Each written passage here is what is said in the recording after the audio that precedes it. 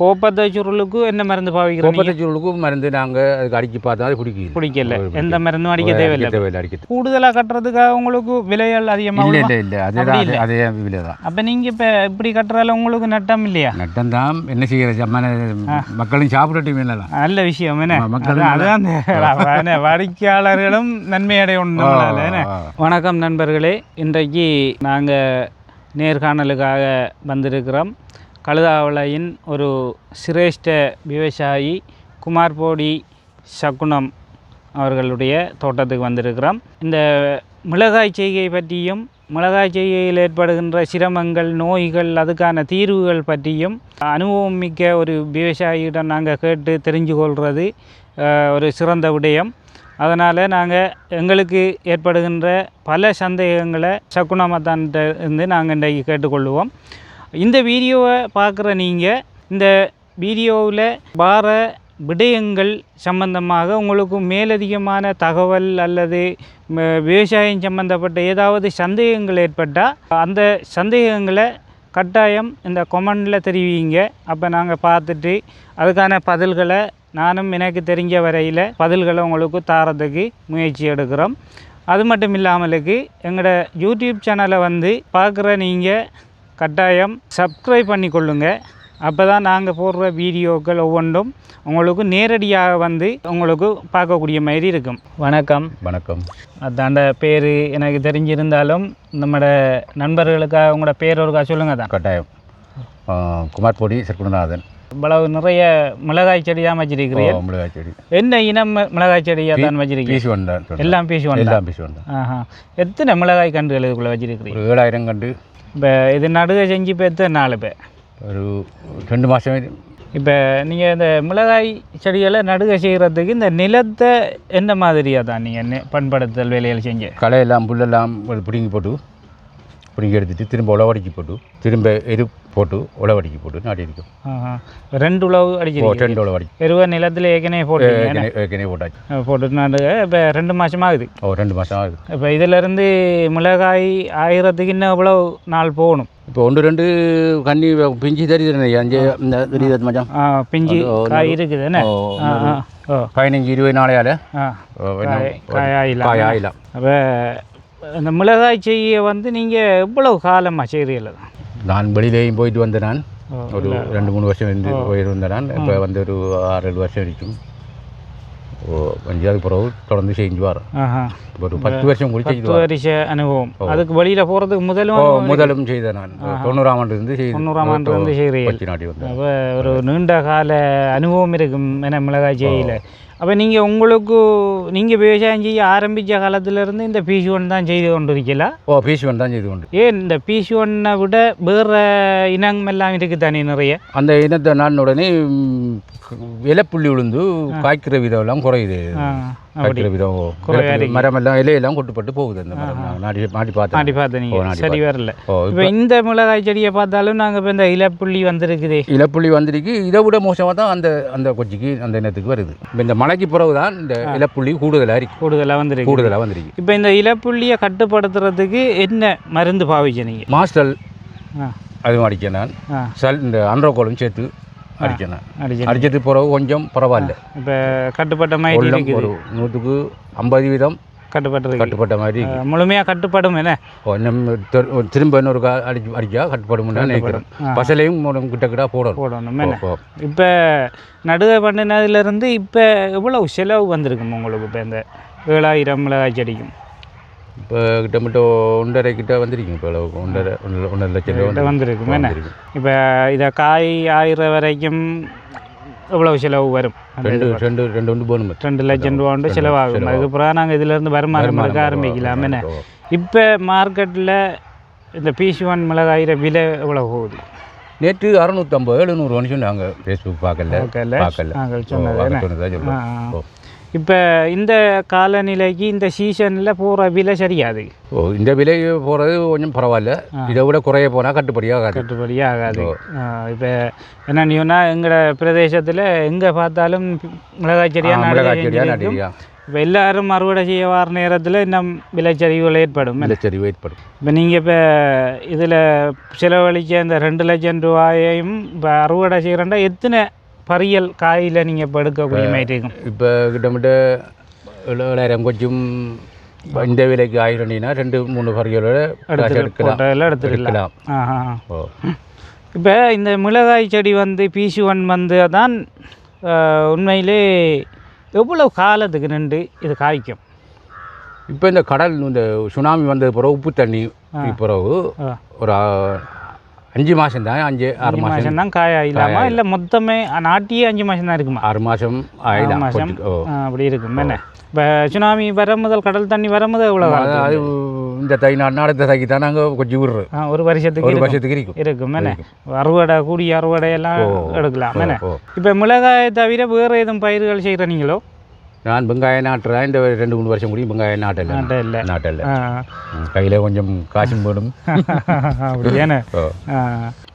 வெங்காயத்துக்கெல்லாம் விலை கூட தானே 30,000 ரூபா வெங்காயம் போகுது. அதால் இந்த வருஷம் இடப்பயிராக வெங்காயம் நாடுற நீங்கள்? கத்தரி கொஞ்சம் வைக்கிறேன் நான். கத்தரி நாட்டு. இப்போ இந்த மிளகாய் செடிக்குள்ளே பார்த்தனாங்க இந்த மிகவும் ஒரு அழகாக இந்த கீரை விதைக்கிறீங்க. இப்போ இது ஒரு ஊடு பயிராக செஞ்சுருக்கிறீர்கள். இப்போ இது இப்போ உங்களுக்கு இப்போ அறுவடைக்கு தயாராகிட்டேன் இந்த கீரை. இப்போ இந்த கீரையிலிருந்து வர லாபம் வந்து நீங்கள் செலவழிக்க காசு எடுக்காதா? மிளகாய் எடுக்காது. இப்போ கீரையும் அதுவும் நல்ல விலை மார்க்கெட்டுக்கு இதாக போயிட்டு மார்க்கெட் சவுப்பு விலை குறைவு. இப்போ ஒரு 20 நாளைக்கு முதல் 120 ரூபா 150 ரூபாயெல்லாம் போனது ஒரு கட்டு. இப்போ அதுக்கு 60 ரூபா 70 ரூபா போகுது. அப்படி தான் போகுது என்ன? அப்போ 120 ரூபா அப்படி போயிருந்தா சில வேலை நீங்கள் செலவழிக்க எடுக்கலாம் கொஞ்சம் எடுக்கக்கூடிய மாதிரி இருக்கும் என்ன?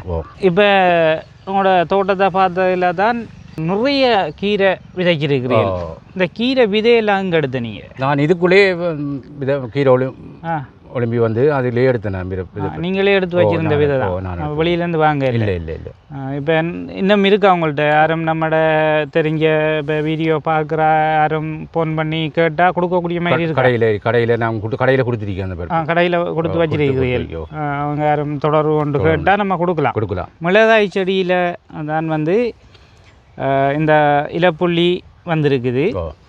இதையும் விட மிக முக்கியமான பிரச்சனை மிளகாய் செடிக்கு வர்றது வந்து இலைச்சுருள். இப்போ இந்த சுருள் 2-3 விதத்தில் வரும். ஒன்று கோப்பத்தை சுருள் வருது, மற்றது இந்த சின்ன சுருள். இந்த மிளகாயிற தலைப்புகள் எல்லாம் மஞ்சளாய் சுருள் ஒன்று வரும். பூச்சி தாக்கத்தெல்லாம் வர்றது. இப்போ அதுக்கு என்ன மருந்துகளில் பாவிக்கலாம்? அதாவது கோப்பத்தை சுருளுக்கு என்ன மருந்து பாவிக்கிறோம்? கோப்பத்தை சுருளுக்கும் மருந்து நாங்கள் அதுக்கு அடிக்க பார்த்தா அது பிடிக்கல. எந்த மருந்தும் அடிக்க தேவையில்லை. அது பிடிங்கிறதான் எடுத்து அப்புறப்படுத்த வேண்டியது. மற்ற சுருளுக்கு என்ன மருந்து பிடிக்குது? சல்வர், மிச்சு, குரோஜன் பேக்கெட் அது அடிக்கலாம் பூச்சிகளுக்கு. நல்லா அது அடிக்கலாம். இதை தவிர இந்த மிளகாய் செடியில் இன்னும் ஒரு சுருள் ஒன்று வரும். இந்த ஊட்டச்சத்து குறைபாட்டால் வர பார்த்தா வைரஸ் பிடிக்க மாதிரி மஞ்சளாக போயிருக்கும்.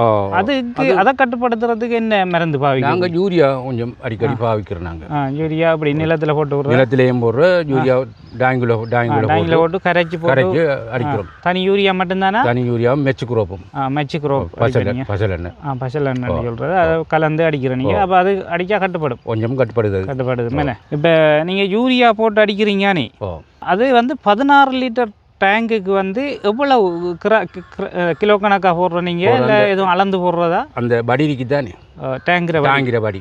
அந்த படியால் ஒரு படி போடுவியல். மெச்சுக்குரோப்பு ஒரு 2 அவுன்ஸ் விடுவியல்.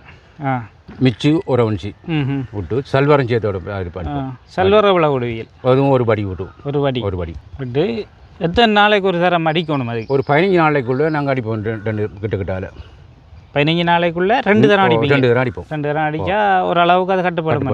உங்களுக்கு அப்படி வந்தது அவ்வளோ நோய்? இந்த போன வருஷம் வந்தது. இந்த வருஷம் குறைவாது. இந்த வருஷம் 1-2 தான் இருக்கு. இப்போ போன வருஷம் கூடுதலாக இந்த பருவத்தில் வந்தது. இந்த வருஷம் குறைவு 1-2 தான் இருக்குது. அந்த கீரை கொடுக்குறாங்க அதெல்லாம் இருக்குது. சில பகுதிகளில் தான் இந்த மிளகாய் செடிக்கு இடையில் வந்து வெங்காயம் நடுக செய்கிறாங்க ஊடு பயிரா. ஓ நீங்கள் அப்படி செய்த அனுபவம் இருக்கா உங்களுக்கு? நான் இன்னும் அப்படி நாட்டில் பீட்ரூட் நாட்டி பீட்ரூட் நாட்டி பார்த்துருக்கீங்க?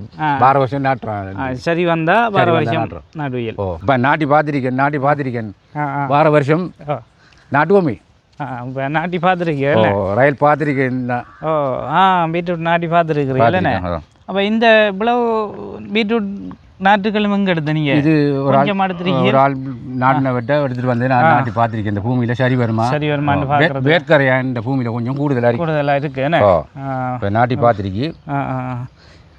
அப்படியேண்ணே. அப்போ இந்த பீட்ரூட் வந்து நல்ல வெட்டிலங்கு விட்டு நல்ல வெட்டி அளிக்கும்னு சொன்னால் அடுத்த வருஷம் நீங்கள் ஃபுல்லாக பீட்ரூட் நாட்டுற ஐடியா வந்து இருக்கு. இந்த இலப்புள்ளிக்கு மருந்து அடிச்சு தலைப்பை கொஞ்சம் பார்க்கறது நல்லா இருக்கு தானே. இந்த இதுக்கு கீழே தான் அந்த பழுத்த இது எல்லாம் விழுது. அப்படியே இப்போ கொஞ்சம் தலைப்பு நல்லா இருக்கு. இந்த ஒரு இது இந்த மஞ்சள் நோக்கி தான் யூரியா தண்ணி அது இதுக்கு தான் யூரியா தண்ணியும் மஜ்ஜு குரோப்பும் அடிக்கிறேன் இதுக்கு என்ன. இதை பாருங்க மஞ்சள் தொழில்கள் வந்து மஞ்சள் சுருளாக இருந்தால் இதுக்கு என்ன சுருளான்னு சொல்கிறேன்? இதுக்கு ஒரு பேர் சொல்லுவாங்களே, பேர் நம்மளோட பகுதியில் இதுக்கு ஒரு பேர் ஒன்று சொல்லுவாங்க. என்ன குருமன் தான் சொல்லுவாங்க. குருமன் நோய் என்று சொல்கிறது. குருமன் நோய் அது ஒரு பிரதேசத்துக்கும் வேறு வேறு பேர்கள் இருக்கும். கழுதாவள பகுதியில் வந்து இதை வந்து குருமன் நோய் என்று சொல்கிறேன். இந்த குருமன் நோயை கட்டுப்படுத்துறதுக்கு அதான் சொன்ன மாதிரி இந்த மருந்தை பாருங்கள். ஒரு 2-3 தடவை பாவிக்கணும். 2-3 தடவை பாவிக்க வெட்டி அளிக்கும். கண்டிப்பாக. இப்போ இந்த கீரையெல்லாம் வந்து இப்போ அறுவடை செஞ்சு பிடுங்கி கட்டுறீங்க. இப்போ நீங்கள் மட்டும் தனியாக செய்கிறீங்க இல்லை இந்த 2 பேரும் பண்ணால் பிடுங்கப்படுது? அவங்க என்னம்மா இப்போ சம்பளத்துக்கு செய்கிறாங்க? சம்பளத்துக்கு செய்கிறாங்க. என்ன அப்போ அவங்களுக்கு இப்போ கீரை பிடுங்குற இந்த வருமானத்தில் அவங்களோட சம்பளமும் கொடுக்கணும். இப்போ கீரை கட்டுறது தானே, கீரை கட்டு என்ன அளவில் கட்டுற? நிறுத்தா கட்டுற? 1/2 கிலோ கட்டு இல்லை 1 கிலோ கட்டு? அப்படி இல்லை. கை கணக்கு எடுத்து ஒரு கட்டு. அப்போ உங்களோட கை கணக்கு வரதை பார்த்தா பெரிய கட்டாக வரும் போல. இப்படி காட்டுற எல்லாரும் சில பேர் இப்படி தானே கட்டுறாங்க. பெரிய கட்டு தான். பெரிய கட்டு. மிளகாய் அறுவடை செய்கிற காலத்தில் இந்த இப்போ 7000 மிளகாய் கன்று சொல்லக்குள்ள இப்போ இதுக்கு நிறைய அறுவடை செய்கிற ஆட்கள் வேணும். அப்போ அந்த ஆட்கள் எங்கேருந்து எடுக்கிற நீங்கள்? எங்களுக்கு களுவாஞ்சூடியிருந்து வராங்க ஆக்கள். சூரியாடியிருந்து ஒரு 7 பேர் வருவாங்க. நீங்கள் அவங்களுக்கு காலைமை சாப்பாடும் மதிய சாப்பாடும் கொடுக்குறேன். 1000க்கு அவங்களோட சம்பளம் என்ன மாதிரி? ஒரு நாளைக்கு எவ்வளோ அப்படின்டா? இல்லை கிலோ கணக்கு. எவ்வளோ கிலோ? மார்க்கெட்டுக்கு 100 ரூபா போனால் அவங்களுக்கு ஒரு 20 ரூபா அப்படி கொடுப்போம். 500 ரூபா போனால் 50 ரூபா. அப்படி குறைஞ்சது 20 ரூபா தான்.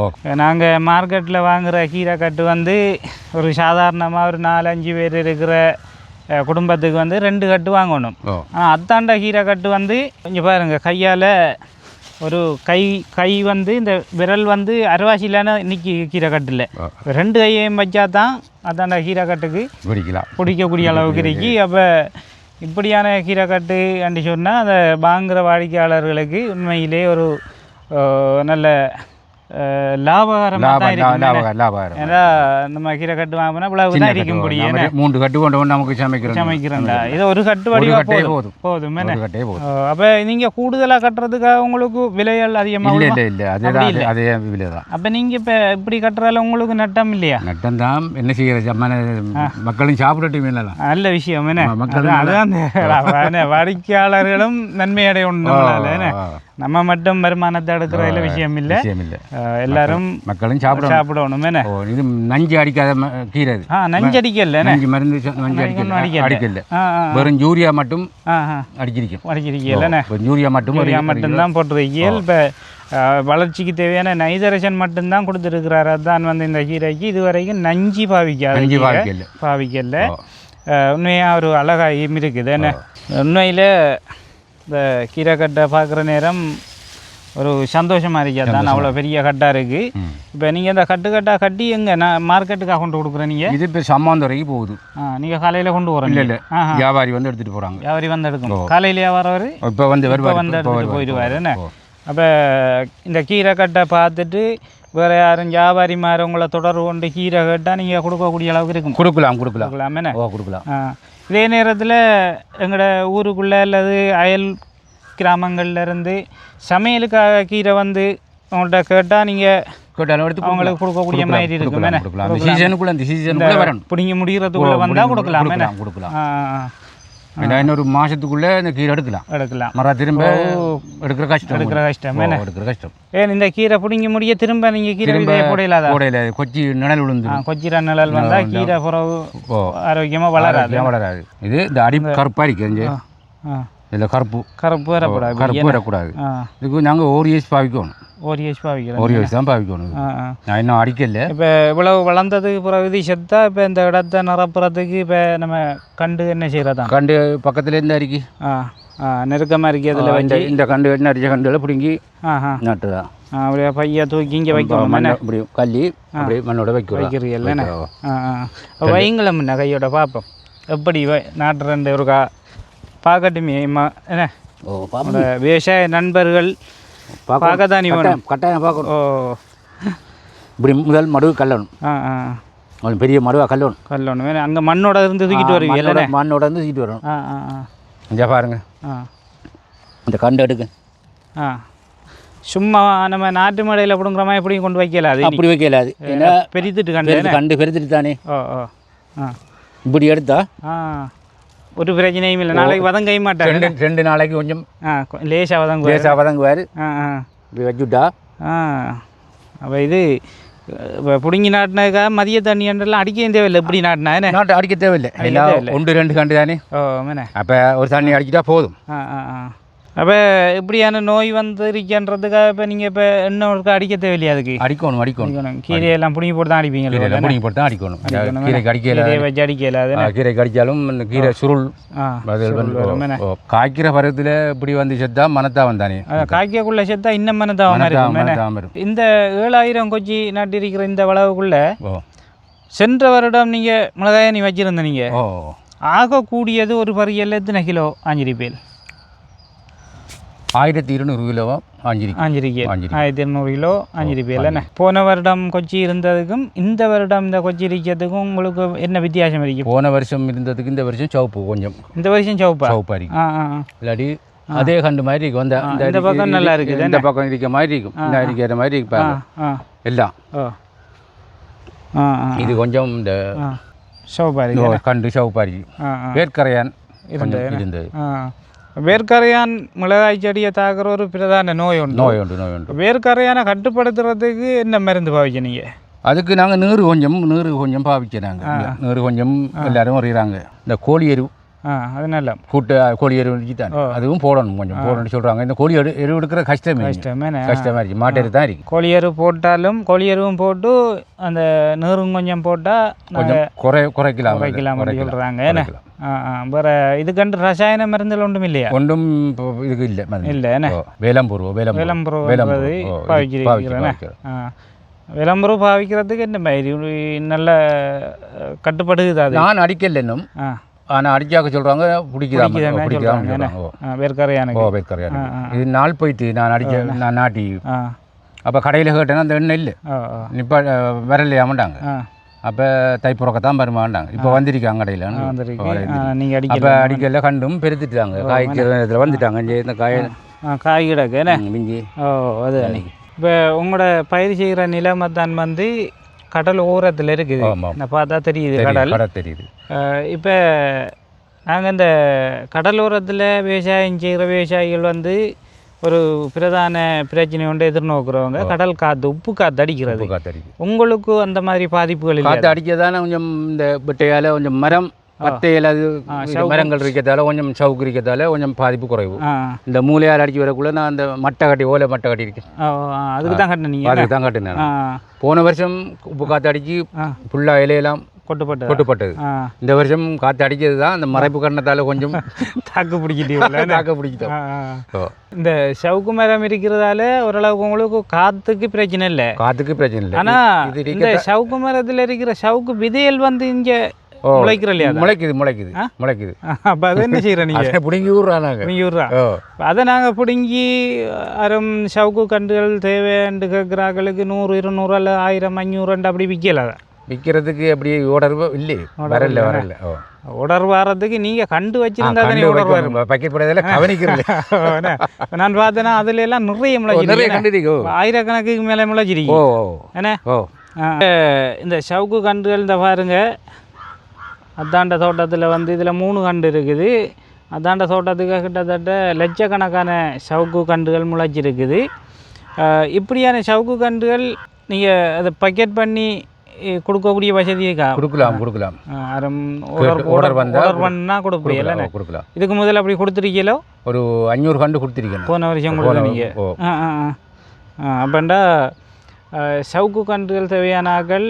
அத்தானோட தொடர்பு கொண்டு இல்லைன்னு சொன்னால் ஒரு குறிப்பிட்ட நாள் அவருக்கு இடைவெளி வேணும் அப்போ தான் அவர் அதை பக்கெட் பண்ணி தருவார் ஏனென்று சொன்னால் அதை நம்பி பக்கெட் பண்ணி அவர் வச்சு கொள்ள இயலாது ஏனெண்டா அப்புறம் ஒரு தரம் எடுக்க இல்லைன்னு சொன்னால் அவருக்கு அந்த மினக்கட்டை கூலி அந்த ஆள் செலவெல்லாம் சும்மா வீணாக போயிடும் தேவையான ஆரம் இருந்தால் சவுக்கு கண்டுகள் 1000 2000 கண்டுகள் அப்படி கொடுக்கக்கூடிய மாதிரி இருக்கும் என்ன அப்படி இருந்தால் தொடர்பு கொண்டா தான் பக்கெட் பண்ணி அதை தருவார் கீரை பிடுங்கி கட்டுற இந்த வேலைப்பளவுக்கு மத்தியிலையும் எங்களோட யூடியூப் சேனலுக்காக ஒரு அழகான முறையில் உங்களோட அனுபவத்தை பகிர்ந்து கொண்டதுக்காக நன்றியை சொல்கிறோமா தான் நன்றி வணக்கம் வணக்கம்